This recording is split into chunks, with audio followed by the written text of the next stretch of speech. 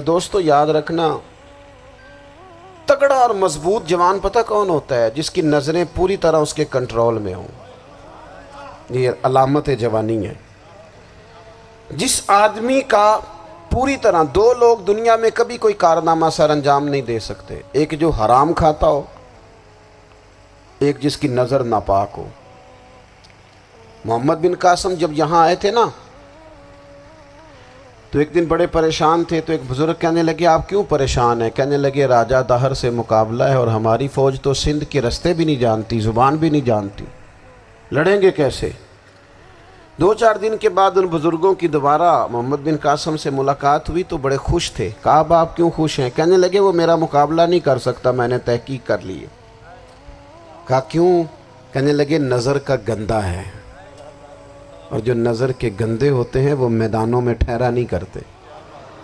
میدان کے لیے نکلنے کے لیے پاک جوانی کی ضرورت ہوتی، تطہیر مزاج ہونا ضروری ہوتا ہے، پاکیزہ افکار اور سچی اور سچی ستھری سوچوں کا ہونا ضروری ہوتا ہے۔ اس لیے فرمایا کہ میرا مقابلہ نہیں کر سکتا۔ حضرت عبداللہ ابن حذافہ کمرے میں تھے، تو وزیر کی بیٹی اندر سجی سنوری پہنچ گئی۔ جیسے ہی آپ نے اس کفر کی چال کو دیکھا تو تیمم کر کے نفل شروع کیے۔ وہ ساری رات بیٹھی رہی، رب کا بندہ ساری رات عبادت کرتا رہا۔ عبادت بڑا سہارا ہے، مصلی بڑا سہارا ہے اللہ کے بندوں۔ صبح دروازہ کھولا، وزیر نے اپنی بچی سے پوچھنا چاہتا تھا رزلٹ کیا نکلا، تو وہ کہنے لگی پیچھے ہٹ جا، اب تیرا میرا تعلق کوئی نہیں، میں نے نبی پاک کا کلمہ پڑھ لیا۔ اس نے کہا میں نے بھی زمانہ دیکھا ہے، پر یہ کیا لوگ ہیں، کستوری کے بنے ہوئے، سندل سے دھلے ہوئے، کہ میں ساری رات کمرے میں رہی اور 100 اور 1000 آدمی جس جوان کا مقابلہ نہ کر سکے، اتنا طاقتور جوان کمرے میں رہا اور اس نے نظر اٹھا کے نہ دیکھا۔ او کچا رنگے للاری والا جڑا چڑھدا تے لیندا رہندا ہے، اے عشق تیرے دا رنگ محمد چڑھیا پھر نہیں لیندا۔ میں کہا ایک دفعہ نظر اٹھا کے نہیں دیکھا، کمال ہو گئی۔ اتنے بڑے لوگ، اتنی بڑی سعادت مندی، فیروز بختی، معاملہ فہمی حد ہو گئی۔ اللہ اکبر۔ دوستو بادشاہ جب پوری طرح ہار گیا نا، اس نے کہا مار دو۔ تیل گرم کیا ایک کڑاہی میں، اور جب آپ کو اس میں ڈالنے لگے تو آپ کی آنکھوں میں آنسو آ گئے۔ بادشاہ کا خیال ہوا شاید نرم ہو گئے ہیں، کہنے لگا روئے کیوں؟ فرمانے لگے سوچتا ہوں جان ہی ایک ہے، کتنا مزہ ہے اس کی راہ میں جان دینے کا، کتنی لذت ہے اس کے نام پر مرنے میں، کتنا لطف ہے۔ جے تو چڑھیا اتے دار بھی نہیں، تے جے تو وکیا عشق بازار بھی نہیں، تے ایڈا سستا سودا پیار بھی نہیں، تے ایڈا سستا لبدا یار بھی نہیں۔ کئی جنگل گانے پیندے نہیں، کئی دوزخ لنگنے پیندے نہیں، جے وہ اس ملوں بھی مل جاوے، ایدوں سستا ہور بپار بھی نہیں۔ تے کچھ سمجھ نہ آوے لوکانوں وہ کادے نال شہید کرے، ڈٹھی یار دے ہاتھ تلوار بھی نہیں، پر او دا خالی جاندہ وار بھی نہیں۔ کہنے لگے ایک جان ہے نا، تو دل کرتا ہے ہزاروں ہوتی تو ایک ایک کر کے محبوب کے نام پہ قربان کرتا، جب میرے پاس ہے ہی ایک، کروں کیا؟ حضرت عبداللہ ابن حذافہ رضی اللہ تعالیٰ عنہ جب روئے اور بادشاہ نے یہ بات سنی، تو بادشاہ اٹھ کے کھڑا ہو گیا، سارے وزیروں مشیروں کو کہنے لگا تم نے کہا تھا نا بندہ ضائع کرنے والا نہیں، یہ بھی ضائع کرنے والا نہیں۔ کہنے لگا میرا ماتھا چومو، تم جیسے لوگوں کو قتل نہیں کرنا چاہیے، آزاد کرنا چاہیے۔ عزیز اپنی زندگی سے نا یہ بہت زیادہ ہرس، ہوس، طمع، اور یہ کسی بات کی بھی ہو، ہرس صرف پیسوں کی نہیں ہوتی ہے، شہرت کی بھی ہوتی ہے، یہ بیماری انسان کو اقتدار کی بھی ہوتی ہے، تعریف کی بھی بیماری ہوتی ہے، یہ سارے نقص ہوتے ہیں لوگوں کو، اور معاذ اللہ بعض جبوں کبوں کے اندر بھی ہوتے ہیں، وہاں بھی پنپتے ہیں۔ اپنی زندگی جب تک اس سادگی میں نہیں لاؤ گے جو رسول پاک نے عطا فرمائی ہے، جب لوگ آسانیوں میں پوری طرح الجھ گئے تو پھر وہ دور ہوئے اور کفر چڑھ گیا۔ دوسری بات، اللہ کے محبوب صلی اللہ تعالی علیہ وسلم کی محبت ہم سے تقاضا کرتی ہے کہ ہم اس مشن کے لیے کام کریں جس مشن کے لیے رسول پاک نے کام فرمایا ہے۔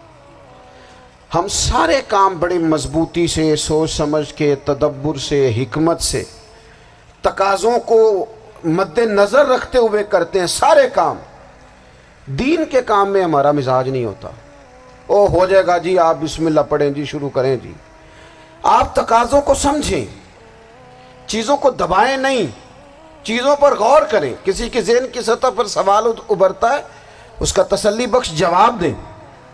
اپنی زندگی میں دین کے کام کے لیے اپنے آپ کو وقف کریں، اور دین کے کام کے بہت سارے پہلو ہیں۔ ہزاروں لوگوں کو قرآن پاک ٹھیک پڑھنا نہیں آتا، ہزارہا لوگ ہیں جو قرآن مجید کے مطالب سے آگاہ نہیں ہیں، دین کی بنیادی ضروریات سے لوگ نابلد ہیں۔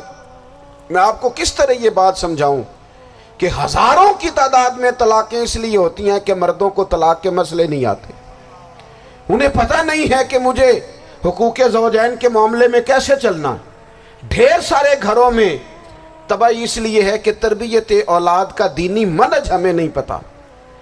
اپنا حصہ ملائیں دین کے کام میں۔ ایک آدمی کو اگر تو نمازی کرنے میں کامیاب ہو گیا، تیری زندگی بدل گئی۔